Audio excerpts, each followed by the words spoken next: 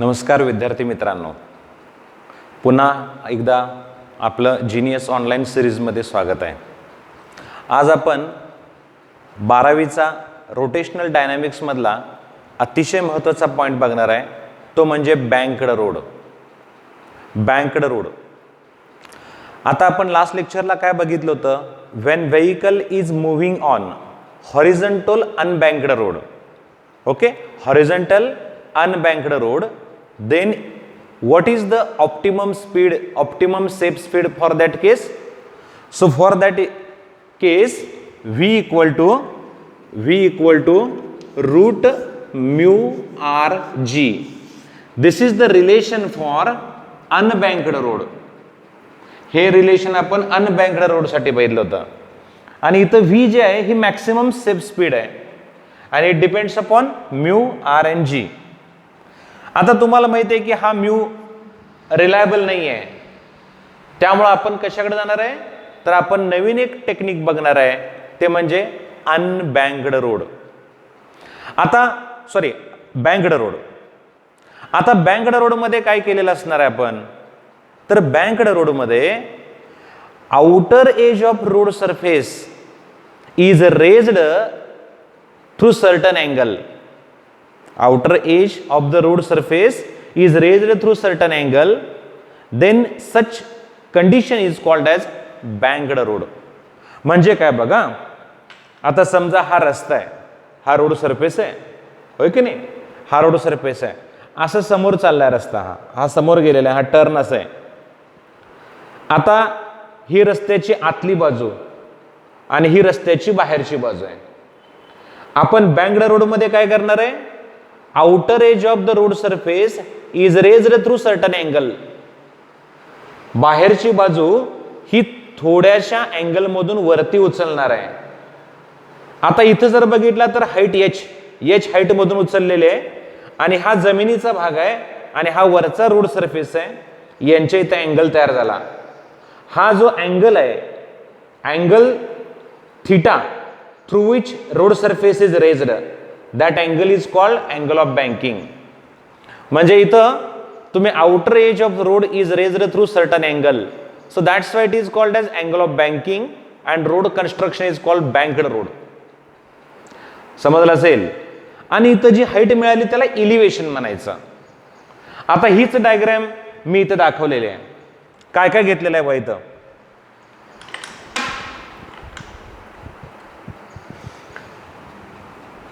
Eddy हा अर्थ surface आहे, एबी रोड सरफेस आहे आणि हा अँगल थिटा याच्यामधून हा रोड सरफेस वरती उचललेला आहे.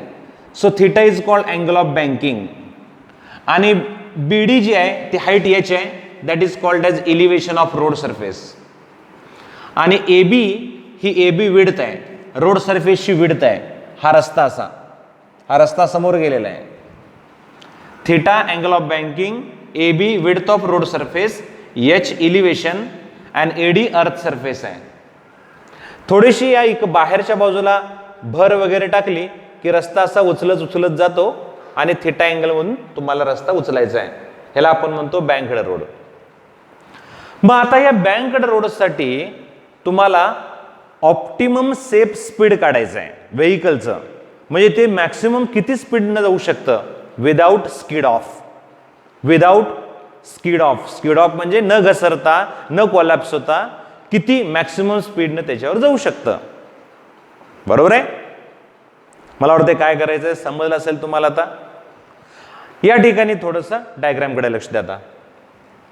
आता हे कार दाखवलेले आहे. कार असेल, काही असेल, ट्रक असेल, व्हेइकल असेल, काही असू शकतं आणि हे याच्यावरून समोर चाललेलं आहे. सी त्याचा सेंटर ऑफ ग्रॅव्हिटी आहे. आता ह्या व्हेइकलचं मास एम असेल तर याच्यावरती कुठले फोर्सेस ऍक्ट होणार आहेत? किती फोर्सेस ऍक्ट होत असतील? ऑफकोर्स त्याचा फर्स्ट फोर्स असणार आहे तो weight vertically downward direction, weight M G. मग या ट्रकचं किंवा या व्हेइकलचं weight M G vertically downward direction आहे. आणि आता नॉर्मल रिएक्शन कशी असणार आहे लक्षात घ्या. बऱ्याच मुलांना नॉर्मल रिएक्शन तिरकी का झाल्या समजत नाही. तर आता जर रस्ता अनबँक्ड असेल म्हणजे हॉरिझॉन्टल असेल, समजा रस्ता असा असेल होय की नाही, तर इथं कसं असणार आहे बघ, रस्ता हॉरिझॉन्टल आहे, खालचा ग्रीन कलरचा चॉक दाखवलाय तो वेट आहे आणि नॉर्मल कायम सरफेसला परपॅन्डिक्युलर असतोय, मग हा नॉर्मल आहे वरती, बरोबर आहे. आता ज्या वेळेला तुम्ही त्याला थिटा अँगल मधनं वरती उचलणार आहे असं बघ, हा थिटा अँगल मधून उचललास की नॉर्मल सुद्धा व्हर्टिकल बरोबर क्रॉस व्हायला लागलाय, तिरकावत चाललाय. म्हणजे ज्या वेळेला इथं रस्त्यानं थिटा अँगल केला असेल त्यावेळेला या नॉर्मलनं सुद्धा व्हर्टिकल लाईन बरोबर थिटाचा अँगल केला असेल. ओके, वेट मात्र व्हर्टिकली डाऊनवर्ड आहे, त्यामुळे ही अशी केस आहे. आता तिथं हा रस्ता असा तिरका, हे वेट खाली, म्हणून इथं दाखवलेलं आहे मी, काय दाखवलेलं आहे बघा, हा नॉर्मल रिॲक्शन एन, व्हर्टिकल बरोबर थिटा अँगल केलंय, जेवढा अँगल हा तेवढाच तिथं थिटा अँगल आहे. मग आता ह्या नॉर्मल रिॲक्शनचं रिझॉल्युशन करूया, वेक्टर रिझॉल्युशन. ह्याचा व्हर्टिकल कॉम्पोनंट आहे एन कॉस थिटा आणि horizontal component N sine theta.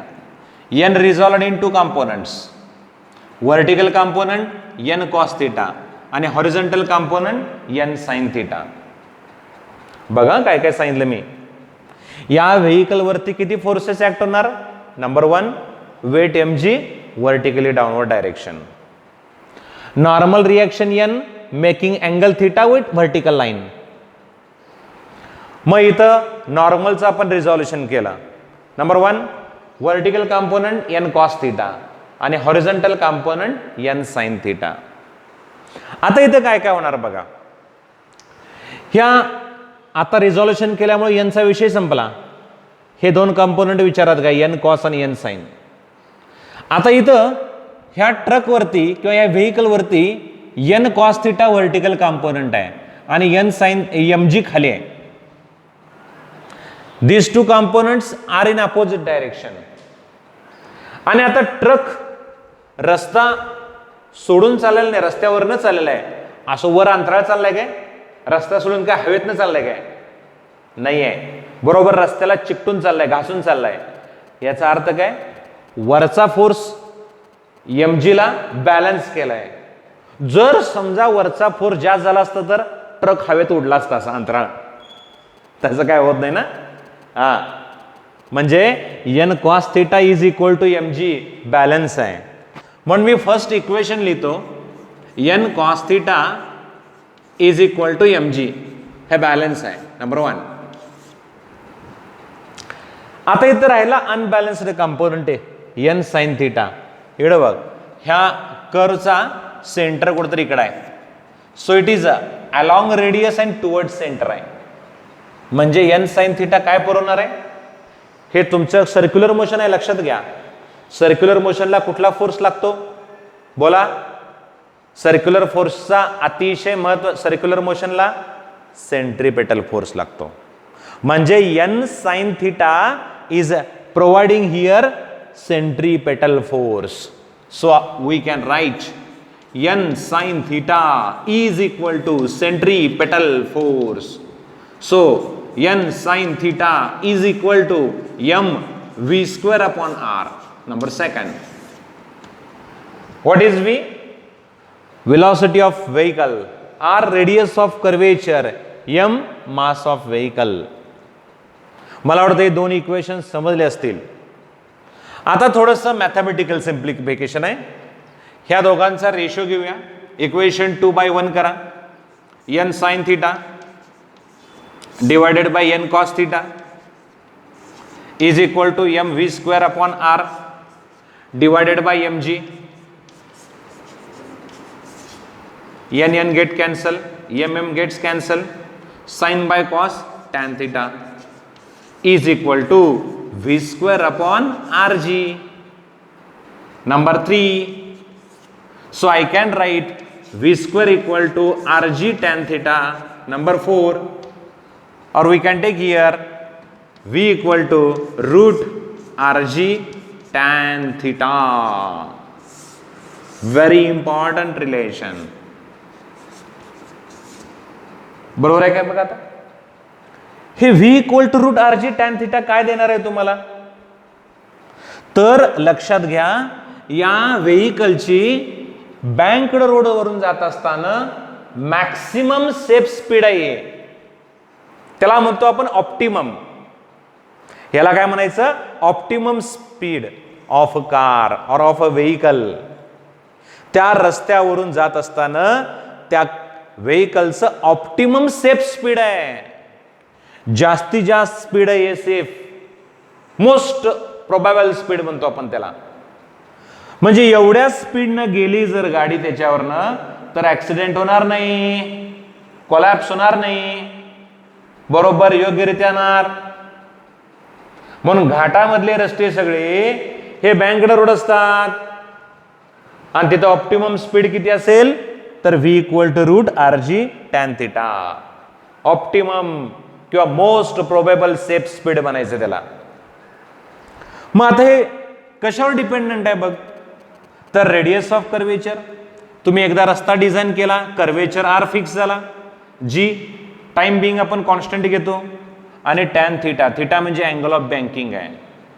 मग तुम्ही थिटा एकदा रस्ता डिझाईन केला की थिटा फिक्स झाला, आर फिक्स झाला, मग त्या रस्त्याचा व्ही फिक्स होतो, त्या रस्त्याची व्हेलॉसिटी ऑप्टिमम व्हेलॉसिटी फिक्स असत्या. जो इथं प्रॉब्लेम होता ह्या रिलेशन मध्ये रूट म्यू आर जी मध्ये, काय प्रॉब्लेम होता? Due to the leakage of oil, due to rainy season, mu get fluctuating. Okay, mu change होतोय, मग म्यू बदलला की व्हेलॉसिटी बदलत्या. मग पावसाळ्या दिवसामध्ये पावसाच्या पाण्यामुळं किंवा ऑइलमुळं म्यू कमी होतोय, व्हेलॉसिटी कमी होते. All problems get solved here. Why? Because velocity is given by root rg tan theta. So clearly here velocity is independent on mu. It is independent on coefficient of friction. बरोबर आहे का? त्यामुळे इथं mu वाढवून दे कमी होऊन दे काही फरक पडत नाही व्हेलॉसिटीला. आणि म्हणून हे अतिशय महत्वाचं रिलेशन आहे की आम्ही अनबँक्ड रोडपेक्षा बँक्ड रोड का करतो. आता तुम्ही सगळे हायवेवरचे रस्ते बघितले ना, तर सगळे जिथं कर्व असतो घाटातले रस्ते वगैरे हे सगळे बँक्ड रोड आहेत. Because this is safe construction, कारण इथं इंडिपेंडंट ऑन म्यू आहे. आणखीन एक गंमत बघा, समजा मी तुम्हाला असं म्हणलं हे व्ही काढला आपण, आर जी टॅन थिटा वापरला आणि एक समजा एक 40 किलोमीटर पर आवर काढलाय आणि एक ट्रक चाललाय, ट्रकला व्हेलॉसिटी काढायची आणि दुसरा एक कार चालल्या, समजा आल्टो कार चाललेले आहे, ट्रक आणि आल्टो कार, दोघांना व्हेलॉसिटी सेम असेल का वेगवेगळी असणार हो? काय कन्क्लुजन असेल तुमचं? मी म्हटलं ट्रकसाठी ऑप्टिमम स्पीड काढा आणि आल्टो कारसाठी ऑप्टिमम स्पीड काढा. समजा ट्रकचं मास काय असेल ते दिलं आणि कारचं मास काय असेल ते दिलेलं आहे, तर लक्षात घ्या व्हेलॉसिटी दोघांना सेम असणार आहे. का सेम असणार? Because it is independent on mass of vehicle. Mass कुठं आलेलंच नाही, तर स्मॉल एम कुठं आलंय, म्हणून हे व्हेलॉसिटी इंडिपेंडंट ऑन मास आहे. नाहीतर प्रत्येक वेळेला प्रत्येक गाडीला वेगवेगळे बोर्ड लावायला लागते. हा चला, कारवाला चाललाय अल्टो त्याचं स्पीड व्ही एवढं, ट्रकवाला चाललाय त्याचं स्पीड एवढं, आणि कुठली दुसरी गाडी चालली त्याचं स्पीड वेगवेगळं, सायकलवाला चालला त्याचं स्पीड वेगळं, मोटरसायकल वेगळं, असं लावावं लागलं असतं. तसं इथं नाही आहे. It is same for every vehicle. Y? Because velocity is the same. Velocity is independent on mass of vehicle. Remember. आता इथं थिटाला आपण बँकिंग ऑफ रोड म्हणतो. मग याच्याच पूर्वीचं रिलेशन नंबर 3, ह्याच्यावरनं तुम्हाला tan theta V square upon R G मिळतो. थिटा काढायचं असेल तर tan inverse of V square upon R G. या रिलेशन वरून तुम्ही काय करू शकता? अँगल ऑफ बँकिंग काढू शकता. आता थोडंसं ट्रिग्नॉमेट्री बघितली तर समजा हा रोड सरफेस आहे, ए बी आणि डी, ही रस्त्याची विड्थ आहे, रस्त्याची विड्थ आहे, रोडची विड्थ आहे एल, हाईट एलिव्हेशन आहे, हा अँगल थीटा आहे. So what is the sine theta? Sine theta is equal to H upon L. So H is equal to L sine theta. At the time of solving problems you have to remember this relation.